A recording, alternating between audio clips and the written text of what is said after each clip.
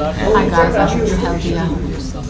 এবার দরদ সিনেমার শুটিং সেট থেকে কেমন বার্তা দিলেন অনন্য মামুন, যা শুনে সাকিব ভক্তরা তাৎক্ষণিক হয়েছেন অবাক। তাহলে সত্যি কি দরদ সিনেমার শুটিং বন্ধ হয়ে গেল?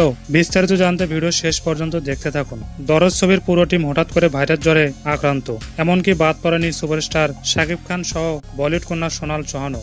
জ্বরের তাপমাত্রা এক একজনের শরীরে 100 থেকে 102 ডিগ্রি পর্যন্ত। এমন ভাইরাস জ্বর রয়েছে প্রত্যেকটা দরদ টিমের মেম্বারদের। এ বিষয় নিয়ে আলোচনা করেছেন দরদ ছবির পরিচালক প্রযোজকরা। অনন্য মামুন তার ফেসবুকে জানিয়েছেন, ইউনিটের 70% ভাইরাস জ্বর। সাকিব খান, সোনাল সহ সবার। আমার 102, তারপরও থেমে নেই আমরা। দরদে ডুবে আছি আমরা সবাই। এ প্রসঙ্গে সাকিব খান বলেন, ইউনিটের 70% মানুষ জ্বরে আক্রান্ত, তাই আমি সহ দরদ টিমের সবার জন্য দোয়া করবেন। আর আমি একদিনের জন্য শুটিং বন্ধ করতে বলিনি মামুন ভাইকে। মামুনকে বলেছি, যতই কষ্ট হোক না কেন ধারাবাহিকভাবে কাজগুলো শেষ করতে চাই আমি। কষ্ট হলেও যেন ভক্ত দর্শকরা ভালো সিনেমা উপহার পায়। হ্যালো বন্ধুরা, ভিডিও ভালো লাগলে লাইক কমেন্ট করতে ভুলবেন না।